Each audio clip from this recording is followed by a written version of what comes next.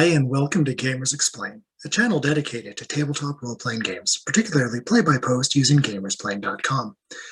In the segment Player versus Player, I interview users from Gamersplain in order to find out how people use the service and engage in play-by-post gaming. Hopefully, we will learn from each other and improve our own games, and maybe have a little fun along the way.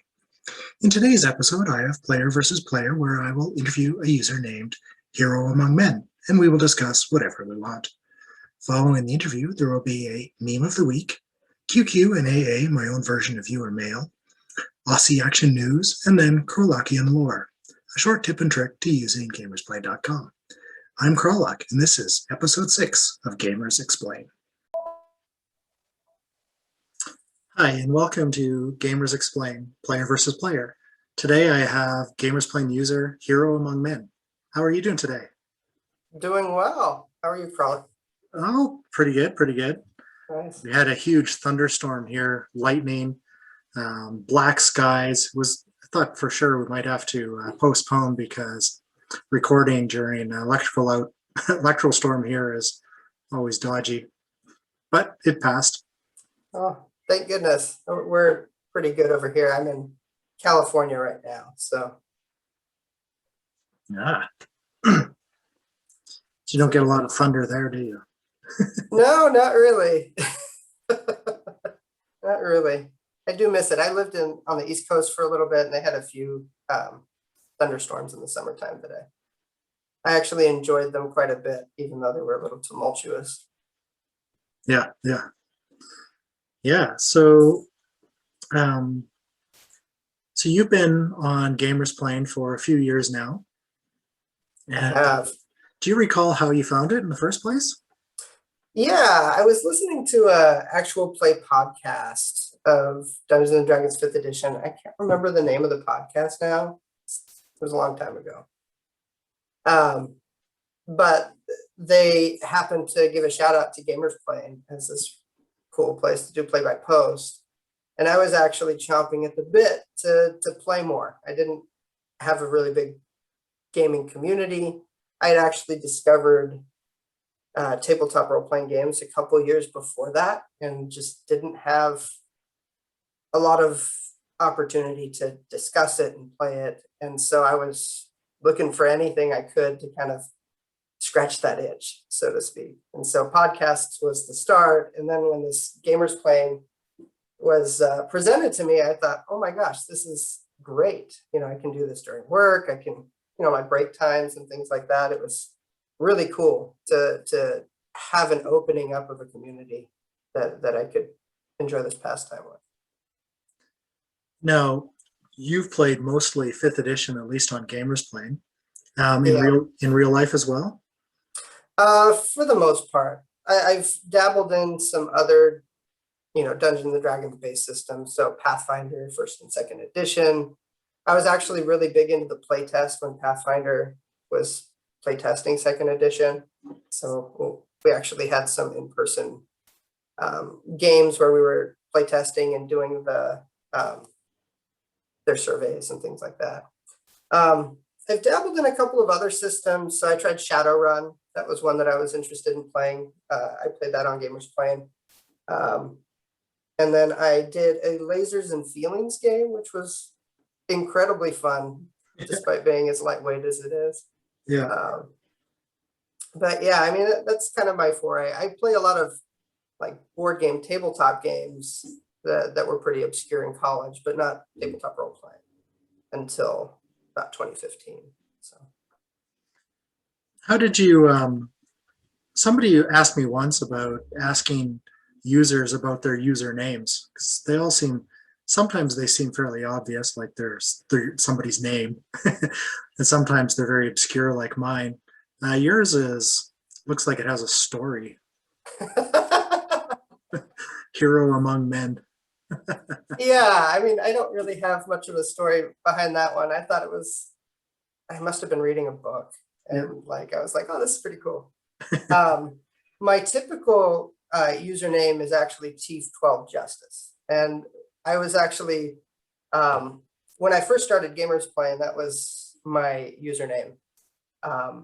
I actually had some tumultuous things happen about a year and a half later, and had to bow out quickly from all of my games. And then life got back to normal, and I felt really awkward because I was chomping at the bit to play again, but I had I told people that I was leaving, but it was a really abrupt departure, and I didn't want to have to deal with the awkwardness of talking to people and trying to come back. So I created a new username to kind of ease my way back into the group. So. Yeah, in the interview with Len, we talked a little bit about that and how there is kind of this good way and bad way to leave the site. And if you say goodbye, that's a good way. If you just disappear and months later people are like, well, this user is still in our game, but he's now got Zeds by his so he's been inactive for a month. That's a bad way. Right. Yeah, I know. It's a tough thing, especially with online communities. It's kind of weird that we have this pseudo confidential, anonymous relationship with you. And sometimes it gets a little bit, it's awkward. It's different than face-to-face interactions, right? Yeah. Where you see my face in church, for instance, as an example. If I don't show up for 2 months and then I'm there, people notice you're gone, but it's awkward too, just because the online society, we're not really aware of our lives outside. We're aware that it exists, but you don't necessarily want to burden people with the drama of your lives. It's hard. Yeah, for sure. So you've been playing mostly D&D, tried some other things. Do you have anything you would consider to be like a dream that you're chasing, like a perfect game? Yeah, I mean, I've thought about this for a few years now, as I've tried to build homebrew and kind of think through that process. I've come to the conclusion that I really like sandbox settings. And so my ideal game would probably be a sandbox in Eberron. So sort of Westmarch-esque, where you have completely open, and you could have multiple DMs, just curating this world and building villains in various areas and having people kind of come in and out naturally. My in-person gaming group meets pretty infrequently. We only play once a month due to scheduling conflicts. We're all adults. I'm 35 years old. We have some older, some younger, with young families. And so it gets really complicated and tumultuous, right? Yeah. But I have this itch. And so I'd love to play more games with more people. And so that Westmarch thing kind of appeals to me. But I really love Eberron. Since Wayfinder's Guide was written, I've read all of the source books back since the beginning, since 3.5, when Keith Baker first wrote the setting, and I was really excited about it. And so I would love to run an Eberron world with multiple DMs and have an overarching thing where people can still come in and out as they can, sort of an Adventures League kind of setting. That would be my ideal game. That's interesting. I hear the term West Marches all the time, but I have no idea where that actually comes from. What the origin story of what a West Marches thing is. It's now just a description of a kind of game, but right.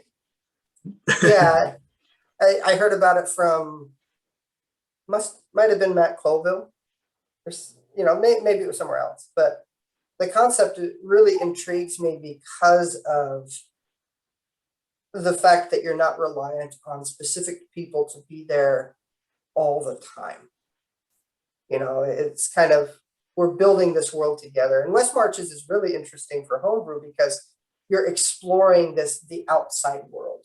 And in that process, Like, I loved the concept when I heard about it the first time. Like, basically, the players are creating they're drawing their own map in the central tavern. That's the headquarters, right? But they might be drawing it wrong or remembering it wrong. And so the DM's map might be slightly different. They might, travel to a different place than what they're intending to, or hear about or read about. And so it's just really cool, the concept, I think, of, because in our games, there's often this line of trying to create, what do you call it? You try to like suspend disbelief. You create this pseudo real world, right? And in most fantasy settings, it's an ancient world, or at least a medieval, esque world. And maps weren't great then, but our maps are beautiful and perfect and curated. And, so to have this random cartography errors causing exploration issues is pretty fascinating to me. Yeah. Yeah. Sandboxing is tough. In my homebrew games, I do it exclusively. No matter what I'm doing, it's a sandbox. I'm really just setting up the players and then following their lead and reacting, and the story evolves entirely around their choices. But on play by post, I've had very mixed success with sandboxing. And in the game we played together, which was Princes of the Apocalypse, which is a published adventure by Wizards of the Coast, it's actually set up fairly sandboxy. And I didn't really realize that when I started running it, in that there isn't a lot of motivation built into the characters through the book. You kind of had to bring that in. And I think we struggled a little bit, especially at the beginning, of getting the characters motivated, because it was more sandboxy. You could pick whichever direction you want, explore things in different order. And I was really expecting, railroads. Mm-hmm. Yeah. Yeah. That's one of the things that I prefer about Pathfinder, like Adventure Pass and things like that, because they do release that player's guide or whatever to prepare you for the adventure. And they have those, character backgrounds that really help, even in a sandboxy adventure, similar to like I listened to the Glass Cannon podcast where they're going through the Giant Slayer adventure path. Even though those backgrounds are tied to, killing giants, like there's still sandbox elements to the adventure in the middle of the adventure that are, but having that player's guide really helps center the players and gives them enough background to like plunge in. Whereas I notice a lot with 5e adventures, especially from Wizards, they don't have that so much. They might give you a custom background in the book, but it's not the same thing. Like Ghost of Saltmarsh has a couple of sea-based backgrounds, the sailor, the marine, and whatnot. But that doesn't really help you like get invested in the world and hit the ground running in role-playing necessarily, unless you have a good DM that's able to bridge that gap. I think D&D is, especially the way I use it, overwritten, but written well. So for example, the backgrounds, we use them as like kits. Okay, we get this you get a couple skills, maybe some gear, maybe a special ability. But really, written and applied the way they're written, the background does provide you that link to the game. And that's what it's meant to do, right? It's putting your character firmly into the world, Sure. using that as a guideline to establish things. And I don't think I've ever done that with players in 5th edition. Used the actual background character option. Yeah, like verbatim or whatever. Yeah. Yeah, instead of it's just like a part of your class, or it's just, it's tools you've got available rather than background. Right. That's true. Yeah. Very true. Yeah, and I think there's a lot of stuff in 5th edition that is probably very powerful when used properly. But I just skip over it because I'm just telling a story. The players are doing their own stuff. The rules schmools. Yeah, I hear you there. So what do you So you played Pathfinder, you play tested Pathfinder 2. Mhm. You've played mostly 5th edition in your current persona. Right. What really draws to you to keep coming back to 5th edition? Um, to be honest, so I kind of feel it feels similar to like the Apple effect. I don't know what it's officially called, but when you use Apple products, you buy Apple products, and now you're invested in Apple products, right? And so I have music purchased and things like that. I feel that's the same way a little bit with 5th edition. 5th edition is a very popular system. So there's a lot more availability of people willing to run games, Yeah. and to play them. For a long time, my biggest issue with playing tabletop role-playing games in general was that I didn't feel like I was strong enough to be a dungeon master. And so looking as a player to jump into a game, 5e is just so much more prevalent than other systems. I didn't, at the time when I was first starting, I didn't really feel like I was confident in the rules. And even now, I feel very confident in the 5e system, whereas like jumping into Shadowrun or some other system that's, especially those heavier systems, it's a larger learning curve. And so it's hard to like get that ball rolling. So that's probably why I've focused on 5e. Just familiarity with the rule set. And there's a lot, because the community is so large. There's a lot of stuff in like the DM's Guild and things like that. Some cool homebrew rules that sometimes I leverage, that are well written. I don't have to think about it. I have a lot of work, outside of the gaming community. I've got a demanding job. I've got a big family that influences a lot of my time. I have other responsibilities outside of those two things as well. And so, not having to write my own rule set for something makes it something I gravitate to, as opposed to trying to build rules from scratch. I'm not a game designer, and I want to make sure it's relatively balanced and things like that too. So I largely steer clear of 5th edition on GamersPlane, and the reason is not that I think it's a poor game. I've said in another interview that in our real life games, D&D is half of the games we play. Like we play lots of different games, but we always keep coming back to D&D. And there's a good reason for that. It provides something in gameplay that I'm not really sure exists in many other games. And I call those mini games. So I'll just walk you through that, and you can argue with me. So leveling up in D&D is a mini game. It's a process, right? There's choices. You start flipping through books. It's like, oh, I could multi-class into this. I could do this. I get to pick spells, or I choose an archetype or a character options. 5th edition is kind of, other than multi-classing, wheedled some of that mini game down. A lot of your choices are level 1 and level 3, and then but so you've got the leveling up mini game, you've got the tactical miniatures game. The combat system is robust. You can do all kinds of crazy things with it. It's not the most robust out there, but it certainly has a lot of tools in the toolkit. There's lots of other examples of what I would call mini games within the game.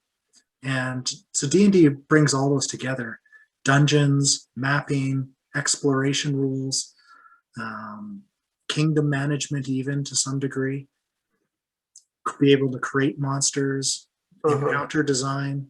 You just go on and on and on about different ways you can engage parts of D&D as a mini game in its own. And other games don't really do that. They focus on the core, which is role playing. Players sitting around a table, hashing out ideas in an imaginary setting and convincing each other what they're telling each other is true. But they're sometimes usually lacking some of those other mini games that D&D does so well at. Sure. And you know, the unique thing about 5e that well, just Dungeons and Dragons in general, but especially with the 5e realm that I've discovered is, you know, there are some of those elements that I don't enjoy that are, you know, I enjoy the mini game aspect as well. Like you mentioned, leveling up and the character choices. Character building is, I think, probably my biggest enjoyment. Just I have like, you know, I have probably 15 games running right now. I have probably 70 or 80 characters that I've made that I haven't deleted because I enjoy the concept. And I'm just waiting for a game to like bring this guy in.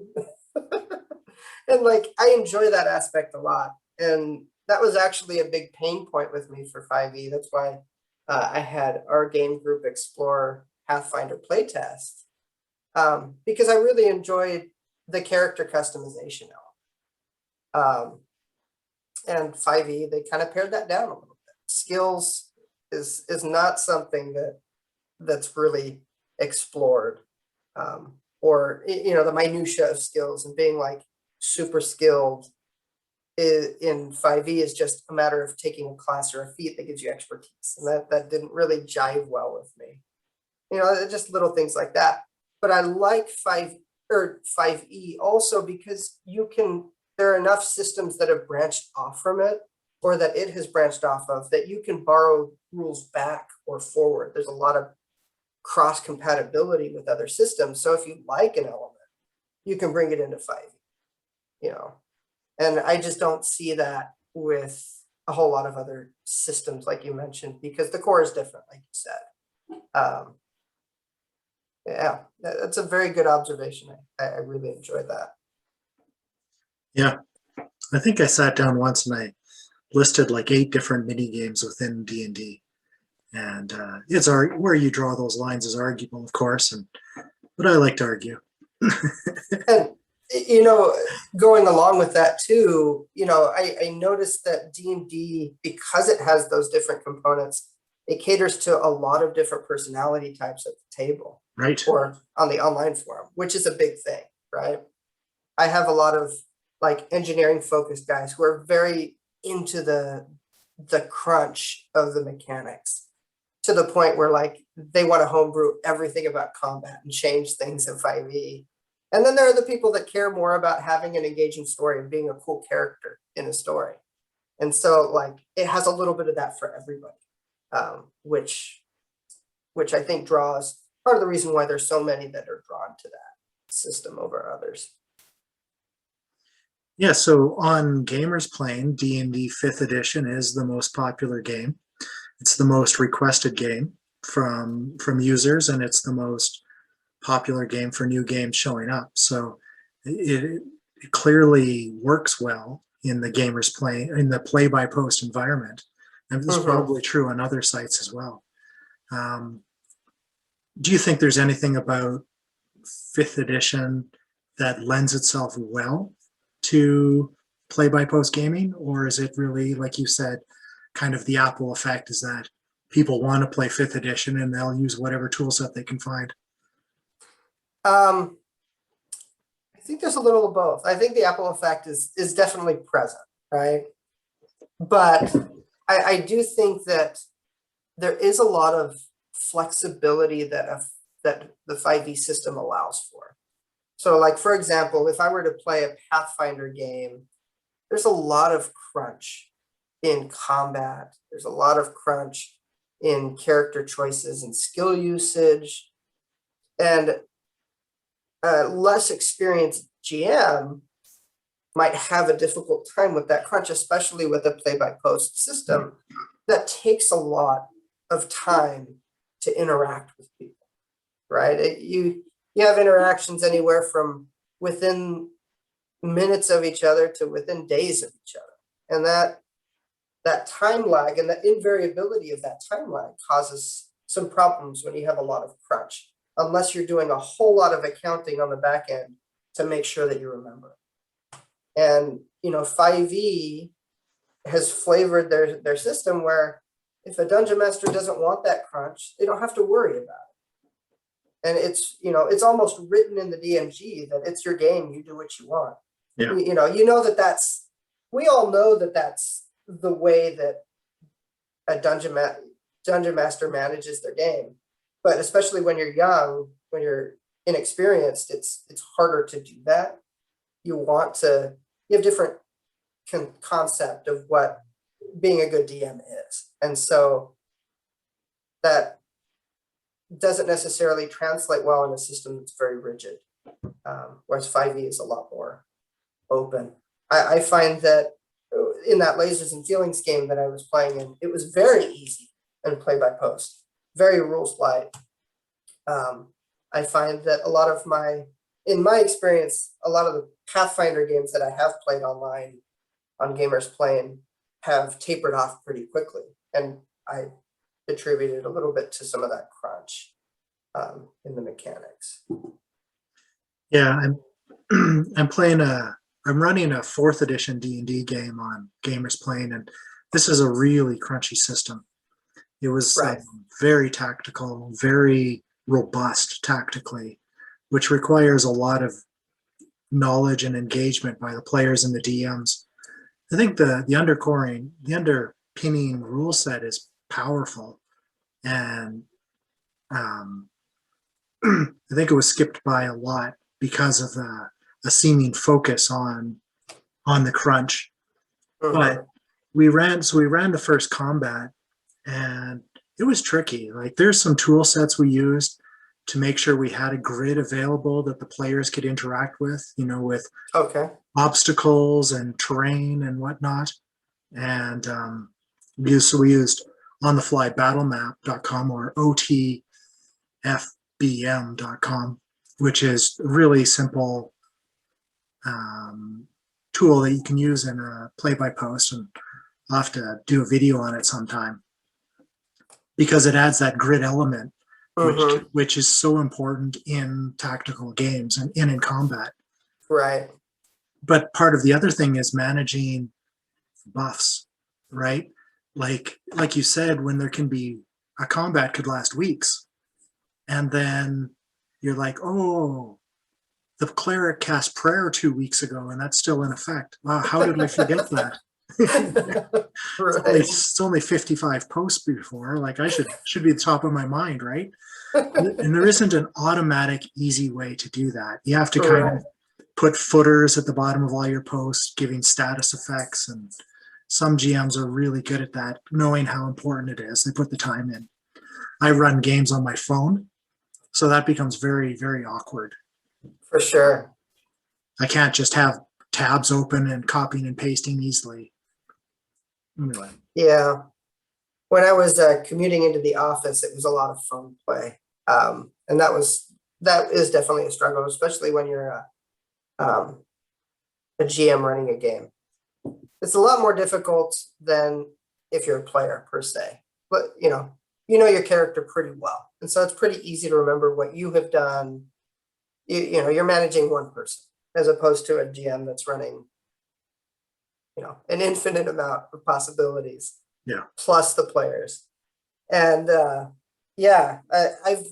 since the pandemic, I've been blessed to work from home. So I'm on my computer when I play a lot more. And there's a lot of tools. There was actually a tool that a newer, I don't know if he was newer or not. The gamer Adam. Yep. So he built a Chrome extension that I use pretty heavily, and it's pretty good. It's kind of alleviated some of the pain points that I was experiencing with some of this combat crunch that you mentioned. I was running a game. I just ended it maybe, I want to say a month or two ago. I was running Waterdeep Dragon Heist. Yep. And I was running into some issues with Roll20. The load times with Roll20 was being a problem. I primarily use a work computer, and so they were blocking game usage on Chrome, but not on Firefox. So I had to use a different browser for one or the other. And then it was screenshotting and, trying to upload into IMGUR, and like all of those pain points were causing problems. And so I was tired of all that. I ended that game, but I've been running. I resurrected call it the Summer of Flames. I'm basically running Red Hand of Doom for 5th edition. Yeah. The 3.5. And I've been using Owlbear Rodeo. I don't know if you've heard of that mapping tool. It's actually by far easier than Roll20 for me. And like uploading images, taking screenshots, it's just so easy to do. And then with Adam's extension, it's just really easy to upload to IMGUR. I don't have to actually upload it and copy a link over. It just does all of that in JavaScript in the back end. And it's really handy.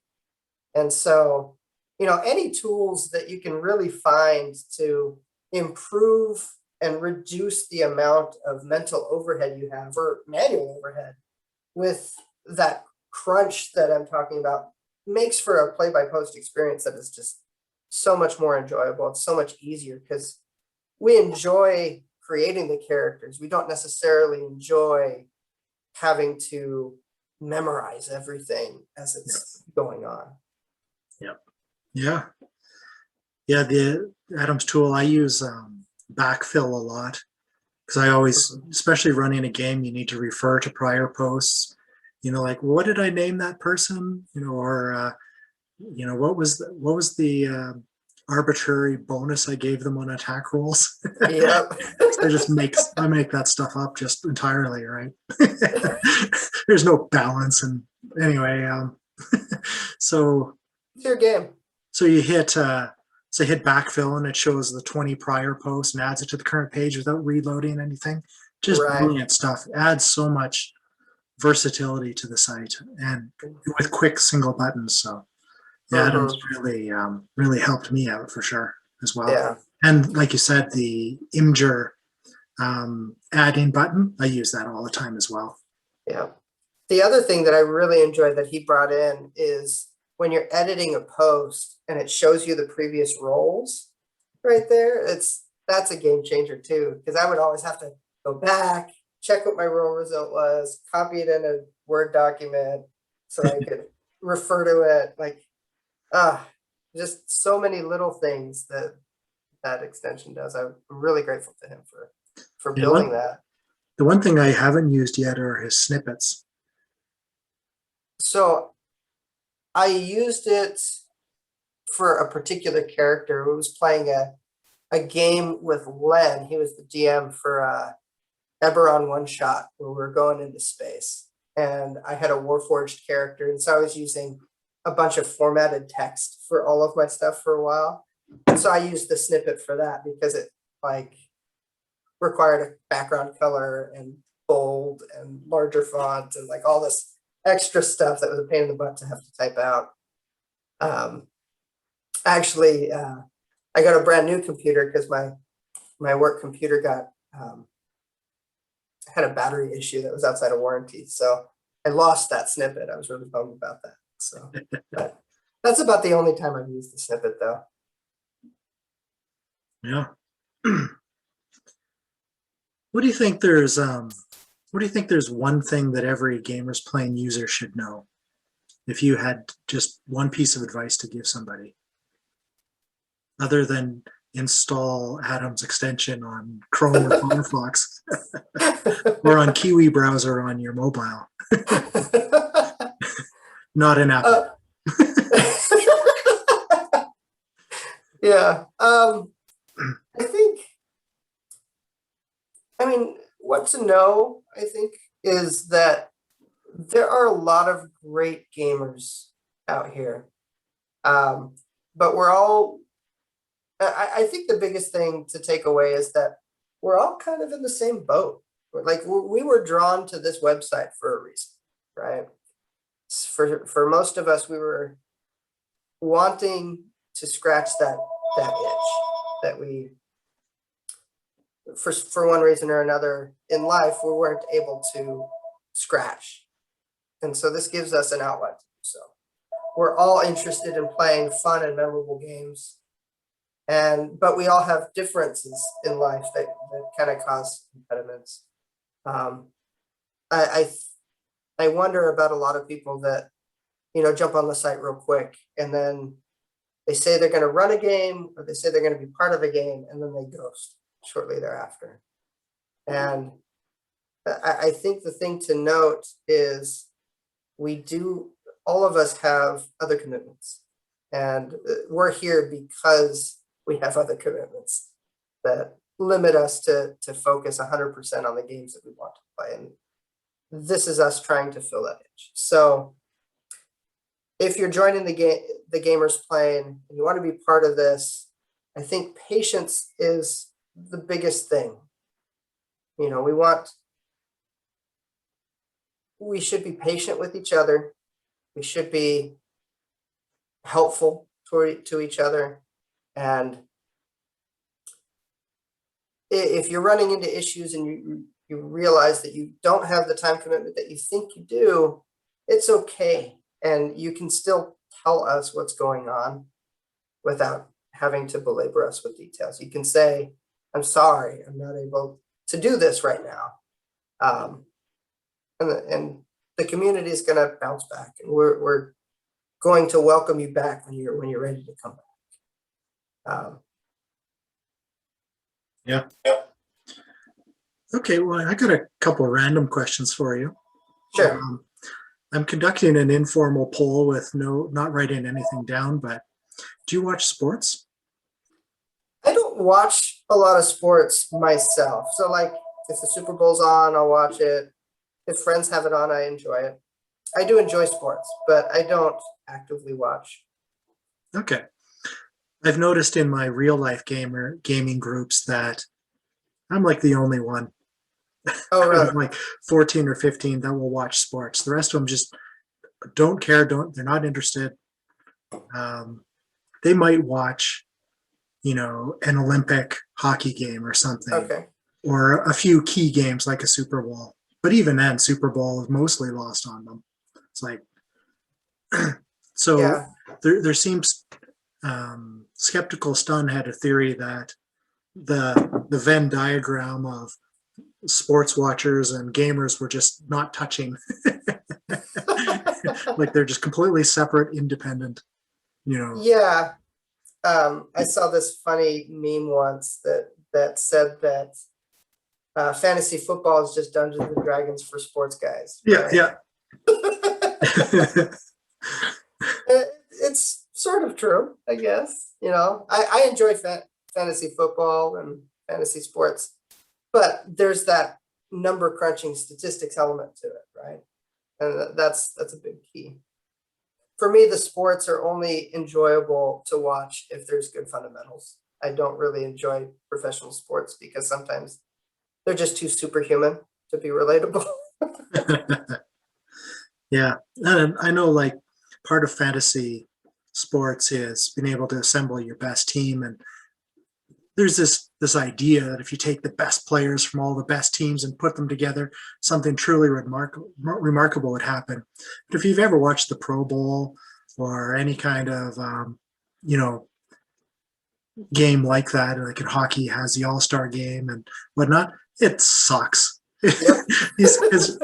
They're team sports, right? They need to play together for hundreds of hours to be able to anticipate each other to the degree that even mediocre players can excel at. Right. So you put all-stars in together and they just don't have that experience, right? Right. And in many of those situations, they are the all-star and they know it. Yeah. So there's egos, being in check too. It's awful. Yeah. Okay, so you've said that you're working from home now, and throughout this pandemic, but even before then, because I've been on Gamers Plane for a long time, as you have, at least pre-COVID. Mm-hmm. Why is it so quiet on the weekends? I think it's because of what some of the things I mentioned. Like we have other commitments that cause us to, I know for me, I'm on my computer a minimum 8 hours a day, 9 hours a day. right? So I can take a break, and I do data analysis for work. So while I'm running a SQL query and it's executing, usually sometimes they're not well optimized. It takes a minute, takes a couple minutes. I could check my GamersPlane post, and I can curate it and have it on the side while I'm, in between tasks. Can't do that when I'm with my kids. It's a lot harder with the iPhone, like we talked about. I have a really hard time being a dungeon master on my phone because of these elements that I talked about, like Albert Rodeo for mapping and this and that, screenshotting and whatever else. I can do a quick post, but it's not quite the same depth as being able to do all of that other stuff.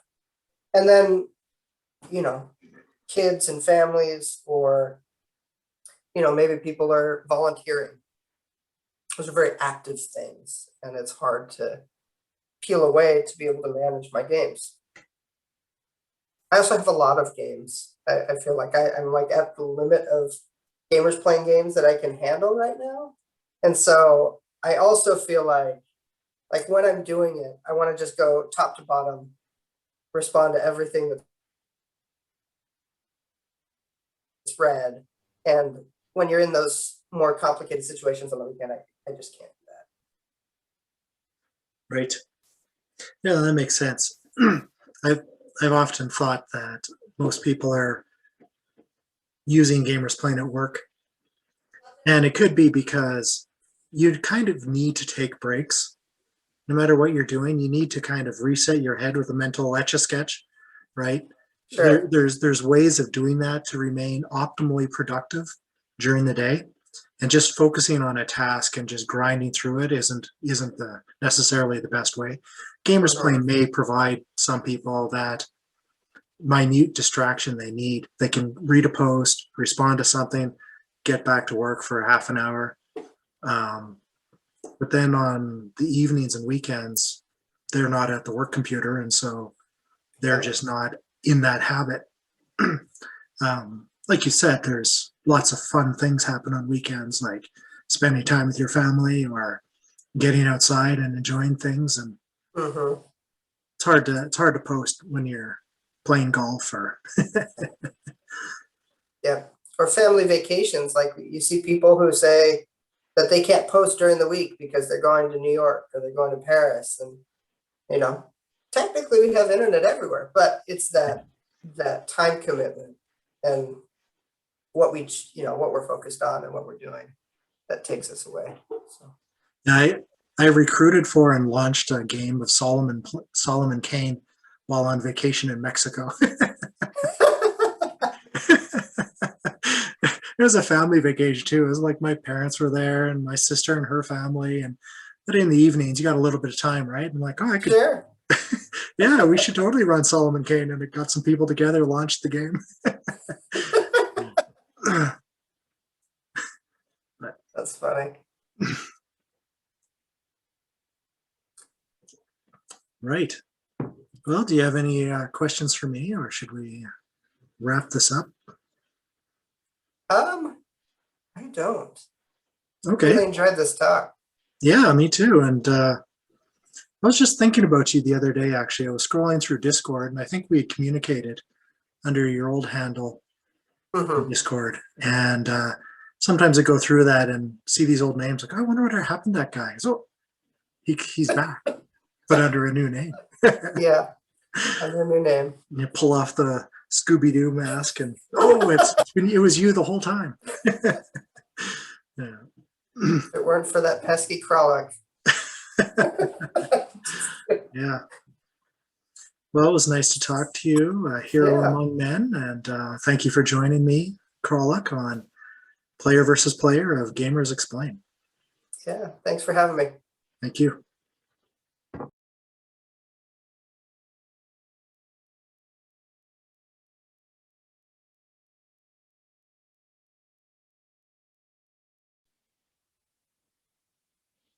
Welcome to QQ&AA, or Qralloq's questions and asks answers, something like that. Today's question came from Kalajela, who asks, how to send how to handle sensitive content. For example, there are various issues that may come up in game, and how do we really deal with it around the table or in a play-by-post forum. Qralloq mentioned a number of tools that we have at our disposal, so I'll go through some of those. And this is a fairly important topic, so I hope that I do it justice. So the first one is the X card. Now the X card, you just Google it, you'll find there is a Creative Commons Google Doc that you can find by John Stavropoulos, something like that. And I'm just going to read to you something from he put on it. At the beginning of each session, he might say something like, "I'd like your help. Your help to make this game fun for everyone. If anything makes anyone uncomfortable in any way," then he draws an X on an index card. "Just lift this card up or simply tap it." And I'll place the card in the center of the table. "You don't have to explain why. It doesn't matter why. When we lift or tap this card, we simply edit out anything X-carded. And if there was ever an issue, anyone can call for break and we can talk privately.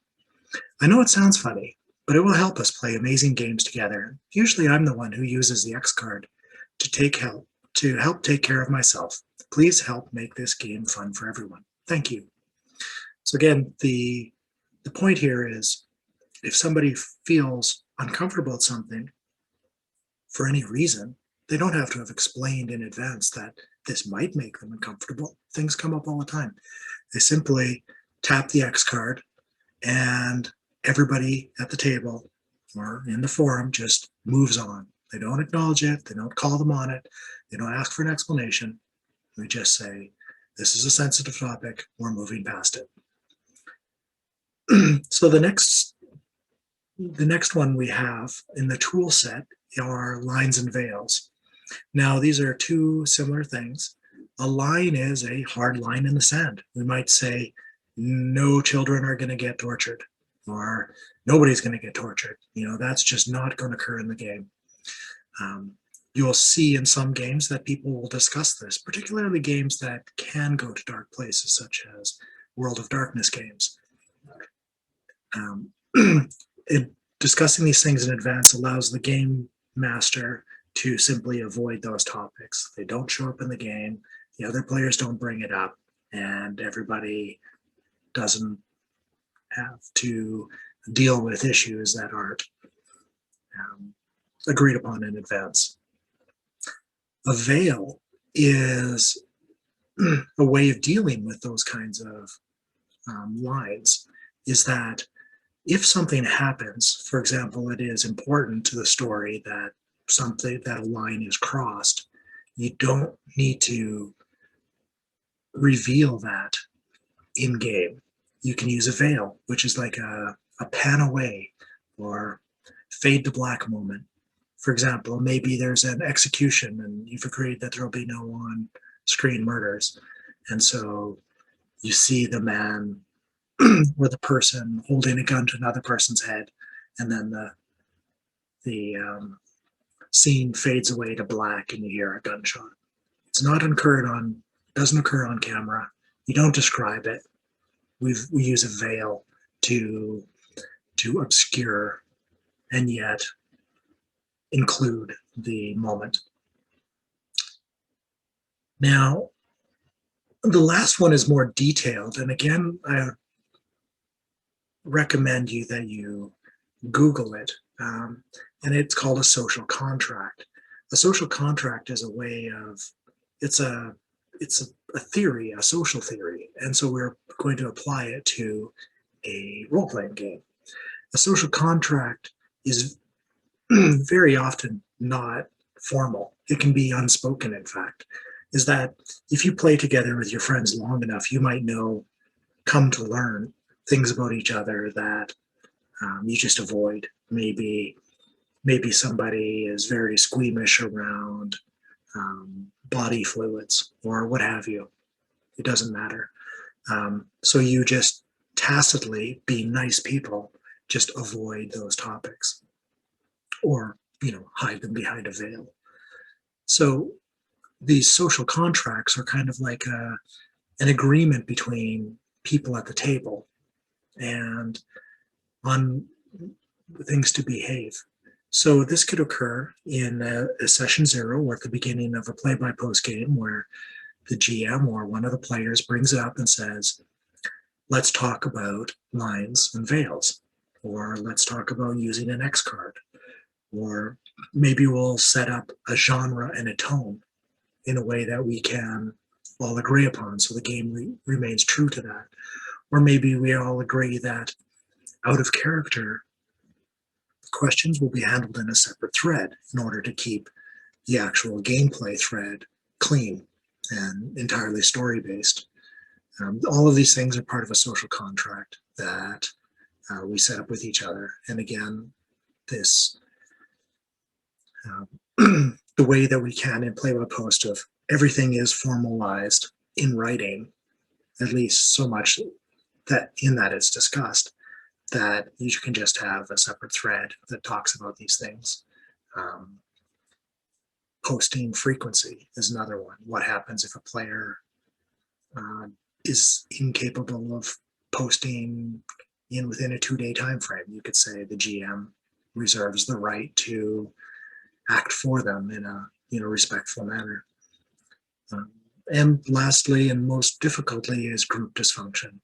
How do we handle disagreements about rules interpretations or behavior? And of course, you can't always see all these things happening in advance, and we generally expect that they won't. But having a method of addressing this, and maybe it's just the GM reserves the right to handle disrespectful play in whatever manner they see fit, or something more egalitarian. All of these things are tools that we can use to make our games more enjoyable. Thank you. Hello and welcome to Aussie Action News. Today's headlines delivered yesterday. In a continued trend, there have been no reports of Savage Worlds GMs ghosting. Repeat, no reports. Special Assistant Developer Adam's latest tweaks to the GP engine have resulted in a cascade of games being converted to 5e. Speaking anonymously, Special Assistant Developer Adam has indicated this was a feature and not a bug. Similar tweak to the site was to allow Powered by the Apocalypse games to be added as an official system. Now this simply allows a game to be classified as PBTA upon creation rather than custom as was done before, and users can then opt to be notified when the PBTA games are created.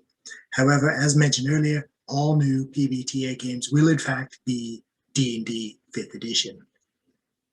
Thank you, and this has been Aussie Action News. Hi, and welcome to Qralloqian Lore.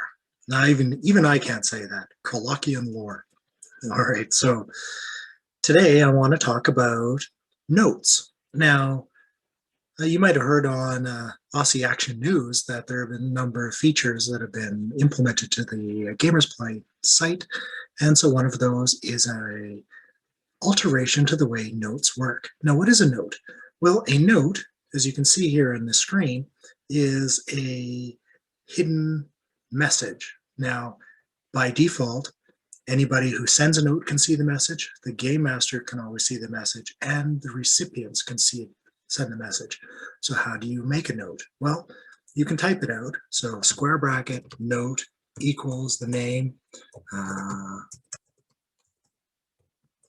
Machiavelli.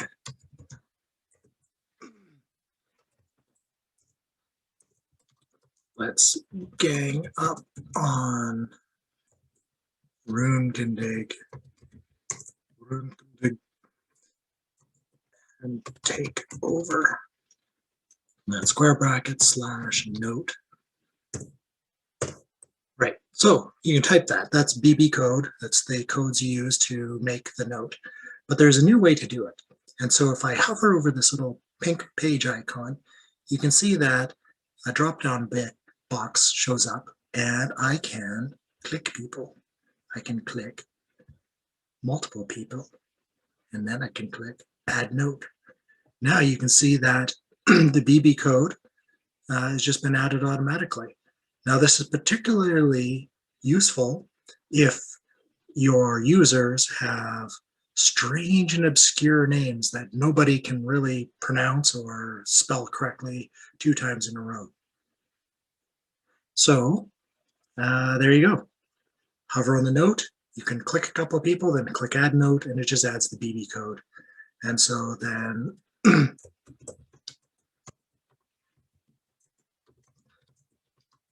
you hit post, and you can see that the notes are there. Now, again, to anybody else that isn't a game master, it's just going to show up as note to Machiavelli and then no text. And the second one will show note to bowl of spinach Machiavelli, and again, no text. The actual text in there is hidden. And something else that should be noted, get it? See what I did there? Something else that should be talked about is that in making this adjustment to notes, an issue was corrected where certain tags, certain BB code tags within the note itself, such as the OOC or out of character tag, would render anything after the tag to be visible to everybody, which, you know, is completely against the point of the note. So apparently that's been fixed. I haven't tried it. Never really did that all that much, and so, but notes are useful. And thank you very much for joining Qralloqian Lore.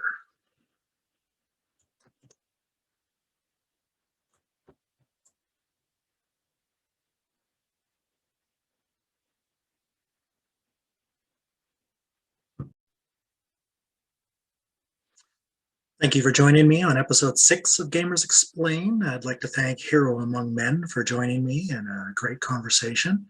It's good to reconnect with you, Guy. It's been a long time since we chatted. I'd like to thank Qralloq for the excellent and timely suggestion for QQ&AA. I've got a lot of great ones lined up, and this one just seemed to be one I wanted to tackle right away. Next week, I've got Anti-Product from the island of Crete will be joining me, and we chatted for about an hour, and then we chatted for almost 2 hours after that offline. So it was really great to spend some time with him, and he's got some great insights on things like integrating Discord into Gamers Playing. Once again is the time where I ask you to hit like and subscribe, and maybe even hit that little notification button. And I didn't ask last week, but you should probably go ahead and roll 2 d12s. And why? Because d12s are awesome. Also, next time, try not being yourself. Oh, that's a note for me. Sorry. Again, looking forward to sharing you with my interview with Anti-Product next Friday. And thank you once again for joining me. This is Qralloq and Gamers Explain.